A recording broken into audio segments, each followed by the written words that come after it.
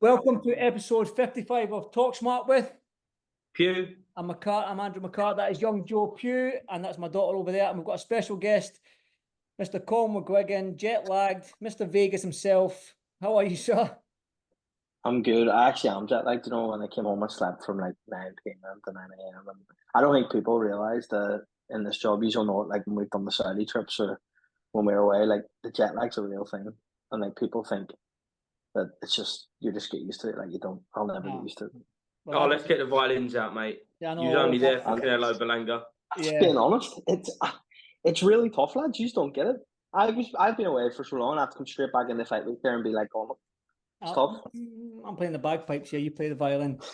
Listen, this reminds me of that. You ever remember them jokes you used to get as a kid when it was like an Englishman, Irishman, Scotsman walking into a bar? Well, I think we've walked into a podcast right now, and there's probably no better time to talk about a huge fight when you've got two British heavyweights going at it. Both can be hurt. Both have got knockout power. Joe, I'll start with you because it's your city. Well, you're close to London. And you've got two British heavyweights with a name like Anthony Joshua and Daniel Dubois going at it, man. That's just the ingredients for a fantastic fight. Yeah, before we talk about this, English, Irishman and Scotsman walk into a bar. I'm actually in a bar right now. So if I turn around, this is the bar at the bottom of my garden. So, yeah. Fair play, Joe, because if anyone had a bar in the bottom of their garden, it was going to be you, mate. Yeah, of course. Well, Colm doesn't drink. Andrew, you rarely drink. And I drink sometimes. But yeah, let's talk about the fight. We're 2 days into fight week. Absolute cracker. Anthony Joshua versus Daniel Dubois. Should really be the other way around. Daniel Dubois versus Anthony Joshua, as Daniel Dubois is the IBF heavyweight champion. But as we're going to see this week, it's going to be absolutely fantastic. We've had the media day on Monday, the grand arrivals yesterday, today. We've got not just an open workout, we've got 3 fights in between the kind of undercard and the main event workouts. So that's just going to be outrageous. I know you've kind of experienced that, Colm, with the Season LA edition. Yeah, so I want to throw that to you straight away. What is it going to be like having 3 proper fights in the middle of a media workout? It's a weird dynamic because, like, on that one in LA, it was like Shakur Stevenson, who's someone who, like, at times I think is the main event match for him, and he's on an undercard workout, and it's a smaller type of intimate event. But you know what? I really liked it because it got all the fans involved. And the thing about that in LA was that there was people out to watch the workouts who got to experience maybe their first fight, because some people can't afford to come to Saturday night fights. You know, these things get pricey, especially Saturday. And people were able to experience that. And I think that was the part of it, that you've seen kids maybe watching fights for the first time. There was an added dynamic to the week, and it was a special thing in LA, and I think it'll be the same tonight. I like it because you've got 3 names on that as well that are decent names in the UK. Prospects as well that they get to showcase their skills in Vong, Congo, and Adam Ahmed. So it's great for them to showcase their skills so quickly in a huge fight week, which is going to get their name, push their names out there even more than what it does. But we, like I said to Joe there, Colm, 2 British heavyweights going at it for a world title. Does it get any better than this? Especially you've enjoyed the Monday and the Tuesday so far fight week. So what's the vibe been like so far? Joe will tell you, like on the red carpet last night, there was a tense kind of atmosphere around Dubois and AJ, that both of them realised how big this was. And I think especially for AJ, you know, Dubois is coming into this with, in my opinion, not as much to lose, because Dubois has been the underdog the last 3 fights. And I think with AJ now, he's at the point where this is make or break. AJ's been at the very bottom in the past few fights after those defeats to Usyk, where people wrote him off and people said, you know, AJ's never going to become world champion again. And to be fair to Eddie, he told us, he said, like, we're going to get AJ back on top, and this is a real opportunity. He beats Daniel Dubois on Saturday night, sets up a fight against Fury or Usyk, and it looks like it'll be Fury regardless. I mean, some people don't want to see that trilogy against Usyk, but can you imagine how big AJ and Fury is? This is a carrot being dangled in front of AJ that he wasn't sure he ever would be able to get at again when he was defeated by Alexander Usyk. So it's a different level of pressure on AJ this week. Well, that's I spoke to the people I've spoken to in this fight game, Joe. They've said that not one person has said this is going 12 rounds. You share that sentiment? Probably. I've watched a few things, and I agree with Simon Jordan, which is very rare.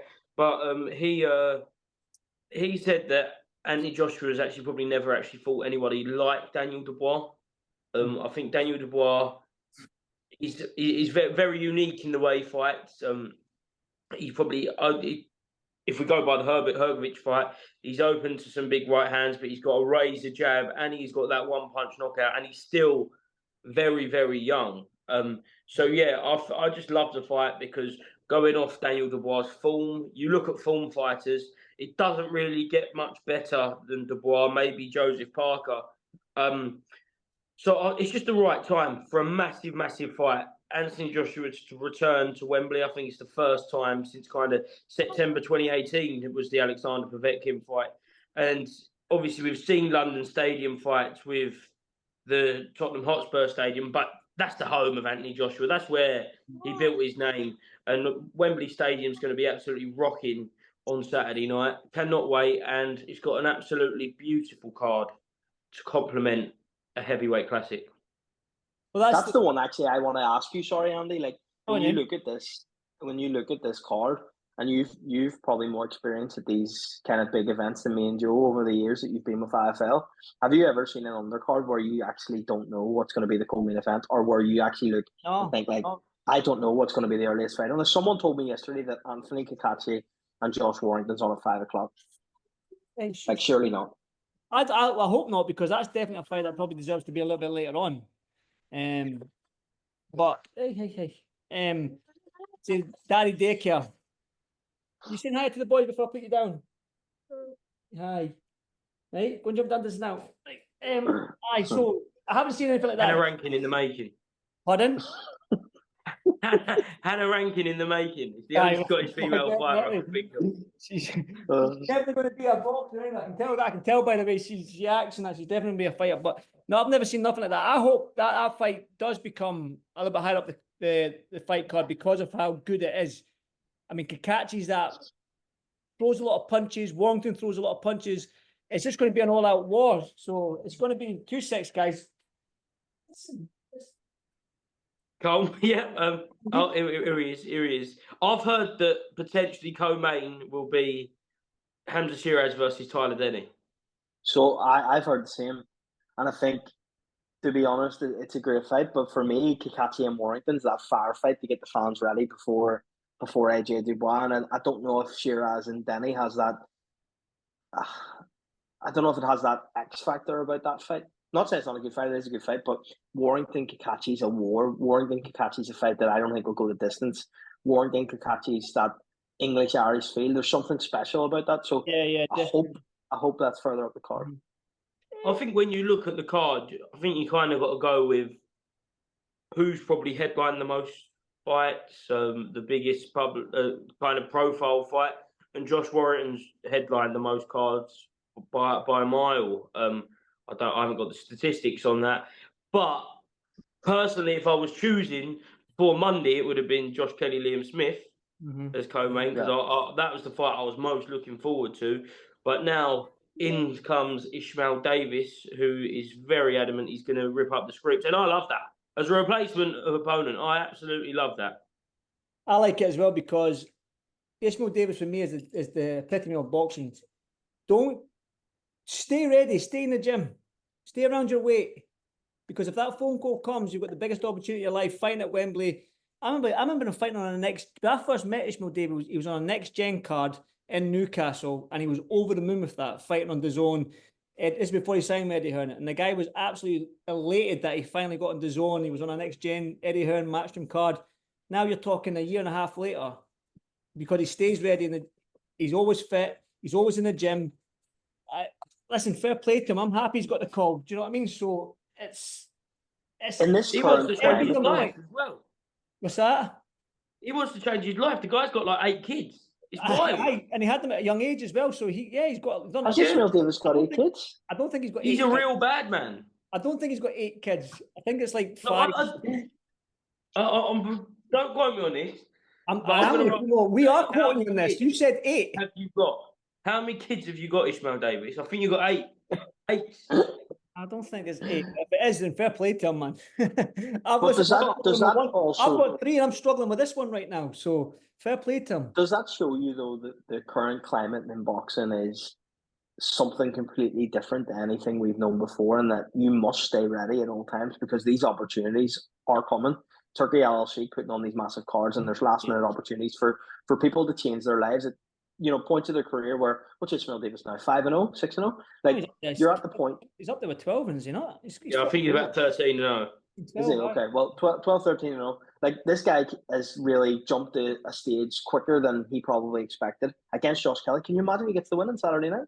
Well, that's, again, you meant talking about the climate, right? Your boxing career, if you start boxing pro at 21, you've only got 15 years, really, 10, 15 years as a professional. That's the only window. You don't retire at 67. It's not a normal job. It's a tiny career. It's a small part of your life in the grand scheme of things. You've got to make the most of it. You've got to stay ready, give it 10, 12 years of your life, retire at whatever, 33, 34, and then live happily ever after. So to be a professional boxer, you need to stay ready. You know what I mean? Whether you get the opportunity or not, it's only a small window. It's a small career. 10, 12 years of your life. That's not a long time in the grand scheme of things. Yeah, look, he was scheduled to be fighting Ishma Davis on the Pro Grey Cattle card, which was a fantastic fight. I love Ishma Davis.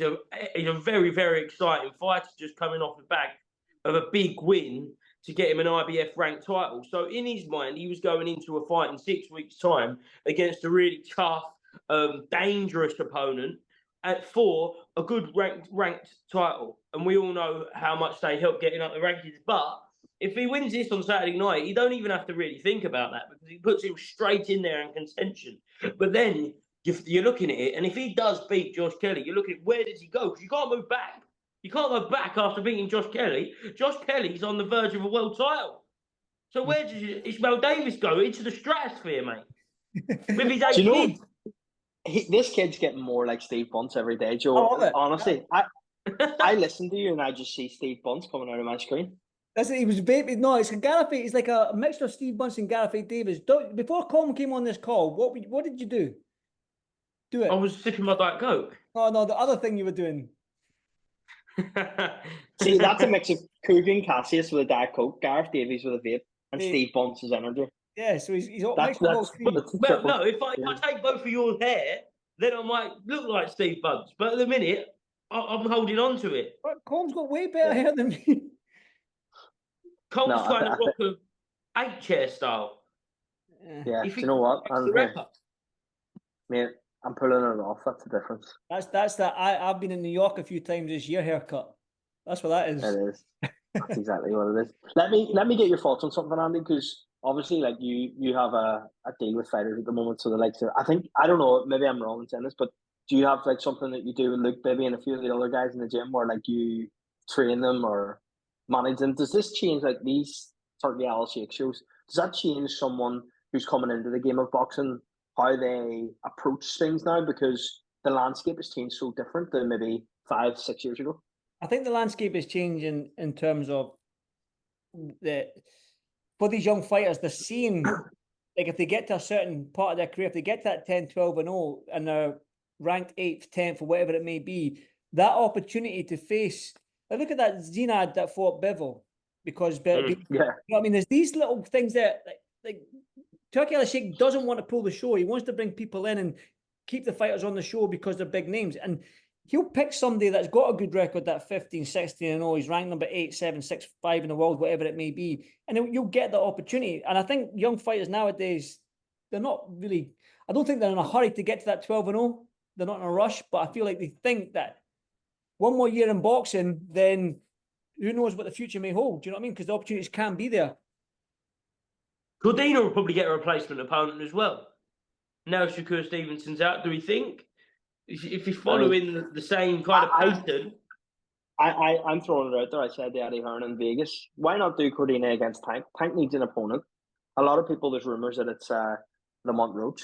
I'm not going to throw my name in the hat anymore with rumours for Tank Davis because I was wrong last time. But a lot of people are saying Lamont Roach. Why not Joe Cordina? Why not Joe Cordina to go get a massive payday in Vegas against Tank, test himself? Can Tank That's a Davis be on an undercard though? No, I forget about the undercard. I'm saying let Joe Cordina go and fight on a PBC card against Tank Davis. Let him test himself. He was going to fight Shakur. Why not fight Tank? I think it's more the matchroom v matchroom thing, no? You don't think they want to keep it like that, or? Yeah, I mean, Tank's too big. Tank's way too big. No, he's lightweight. He's lightweight. 135, they could fight up. Well, Tank's going to be fighting at 135 in his next fight. He is 135. Don't shoot the messenger. Don't shoot the messenger, but he's fighting at 135 against Lamont Roach. Why not Joe Cordina? Joe Cordina against Tank Davis is an absolute firefight. I love it. Let's make it happen, Joseph. Okay, we'll speak to certain people that I have no idea who, but yeah. But that Tank is 135. I don't know why everyone's surprised that he is a 135-pound fighter. He is. So, I don't know why Joe's so surprised. Why are you so surprised? He fights at 135. I feel like he hasn't fought 135 for like years. He fought Frank Martin. His last fight was Frank Martin at 135, yeah. So that's why I think in the UK we're too used to just yeah. But do you not think in the UK we're too used to just like throwing Joe Cordina in there with a UK name? Why not give him Tank Davis? Why not give him that opportunity to earn? He wants the big money. Eddie's said it already. That's what Joe Cordina wants. Listen, I think it's a great fight. I wouldn't grumble at it. But I really like the Shakur Stevenson fight. I don't know if they're going to hold off and maybe put that on the Fury Usyk undercard or whatnot, because Joe Cordina's been after that Shakur Stevenson fight for years, and I remember speaking to Joe after he beat Ogawa, in the changing room after that fight, and his first thing to me was, "I want Shakur Stevenson. I've got a belt now. Let's unify." So he's been wanting that since he was super featherweight world champion, and now they're both at lightweight. It was almost there. It's been taken away again because of Shakur's injury. I think Joe Cordina wants Shakur Stevenson, and I think he's willing to maybe wait until another show comes along. Maybe the Fury Usyk undercard, depends how long Shakur's hand injury. I think Joe's willing to wait to get a shot at Shakur. I think it'd be a good idea. The thing is, I think Americans overlook Joe Cordina because Joe Cordina hasn't got, in their mind, the best resume. He hasn't fought in America for them to have a look at him. Joe Cordina is a live opponent against Shakur Stevenson. Make no mistake that he would never, ever, ever just go there for a payday to fight Shakur Stevenson. I think that's a really tough fight. You have to give plaudits to Shakur because he doesn't gain a lot in front of the US audience in fighting Joe Cordina. But at the same time, he knows Joe Cordina is an Olympian. Joe Cordina will give him a very, very tough night. And they were in the same Olympics, by the way, Shakur and Joe. Yeah. 2016 as well. So there's that. But let's bring it back. We'll quickly touch on Hutchinson Buatsi before we go back to the main event, because Joe, I know you need to get back into the city because of the public workouts and Colm yourself. Buatsi, Hutchie, I know Willie very well. He seems to be winding everybody up of late, but that's what we expect from him. But Buatsi seems to be, this is a different side of Buatsi we've not seen before, this sort of maybe a little bit more spite to him. So what are we expecting in this one? Go on, Joe. Oh, we're throwing to me, are we, straight away? Yeah, we need that energy back. We need the energy back, Joe. Well, Joshua Buatsi, always been a fan of. You talk about 2016 Olympics with Shakur Stevenson and Joe Cordina. He was there. He was in Rio for that Olympics. But Willie Hutchinson, kind of one of your boys who's probably the most decorated amateur to come out of Scotland. Am I right in saying that, Andrew? Yeah, world champion, junior world champion, so in a Scotland vest. And he's a madman, and I love him. Yeah, he's because he's come through some certain shits in and outside the ring over the past few years, and then he goes to Saudi Arabia, and you feel like whoever you thought you was going to win that fight, and let's have it right, Craig Richards was a favourite. Mm-hmm. Whoever won, it was a big game changer in their career, as we say, like an Ishma Davis level type sort of thing. And Willie Hutchinson takes advantage of that, and then he takes advantage of the Anthony Yard fight not happening, puts himself in a great position, and the winner of this fight wins a world title. So within the space of what? Not even 12 months, you've completely switched your career upside down. This man, and don't get me wrong, I love it. This is my home. at my home. But this man was fighting in front of 900 people at York Hall this year. And now he's fighting in front of 96,000 people at Wembley Stadium. I love Joshua Buatsi. I love Willie Hutchinson. Maybe my favourite fight on the card now that Kelly Beefy's off. So, but yeah, how do you order these? It's ridiculous.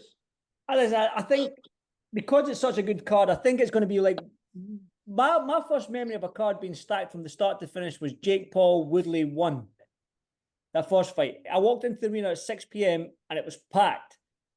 I think Wembley's, it won't be 96,000 at the main event, but it definitely will be 3/4 full, I think, for the start. Do you know what I mean? And we don't get that.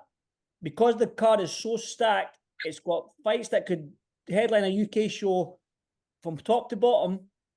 I think it will be almost, I won't put my money on it, but I think it'll be almost full from the first fight. I would like to hope so. This is what I love. It definitely deserves it.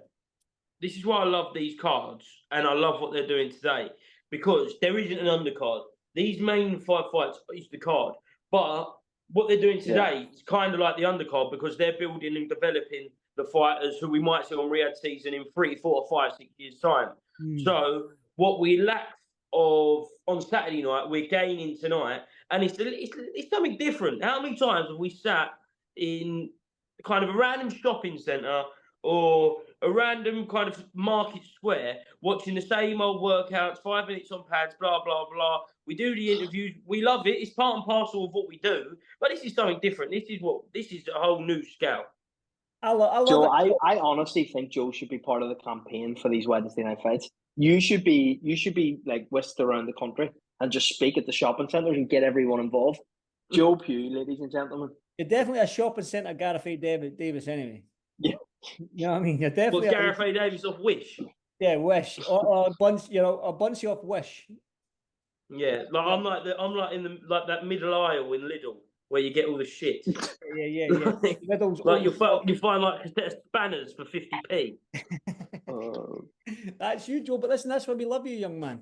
I'm going to swing it back because Joe, like I said, I know you both of you need to get back into the city and do this public workout and this fight night tonight. So I'll go back to the main event now, and I want to talk about the main event, the sparring stories that have been discussed between Joshua and Dubois. Now, we know sparring stories are sparring stories. We heard Hrgovic saying that he battered Dubois in sparring. Look what happened there. So we can't really read too much into this, but there's been a lot of talk about it. What do you make of it, Colm? I don't know, because like you said, sparring stories are sparring stories, and I asked both of them last night on the red carpet with Dubois interviews already out, so go check it out. AJ interview will be out tonight. But I asked both of them on the red carpet about that sparring story, and I asked AJ what he learned about Daniel Dubois, and he told me he learned that Dubois was a great fighter when they sparred, and he didn't really want to get into more detail. Dubois said that sparring stories will stay in the gym, and he doesn't want to speak about it, which is a complete difference to a few weeks ago whenever he was kind of saying, and we had Anthony Fowler, for example, and I know Coogan covered that in his interview with Anthony Joshua last night, that Anthony Fowler came out and said it, and Fowler has nothing to gain either. He's got no dog in this race as such. So when you look at the two guys and Fowler coming out, maybe it was true. Maybe AJ did get caught. Maybe his legs were a little bit gone for a period. But you know what? They're two big guys. That's going to happen at times in sparring. And I think what you learn from them experiences is what you gain. And maybe that's, if that did happen, it's done AJ good, because he won't overlook Dubois. Maybe previously he would have if this didn't happen. So there's so many different elements to it. And I think, hopefully we just see the best version of both of them on Saturday night. And for me, I just think it's going to end early. Who cares? Who cares what happens in sparring? Is exactly it, Joe. It was so long ago. Like, if I sparred someone 5 years ago, I was 16, and they was 5 years younger than me, and they was 11. And this 11-year-old's been in the gym for 5 years, and I've been in the pub. This 16-year-old now, I'm 21, probably going to beat the shit out of me. Do you know what I mean? It was years ago. I don't know.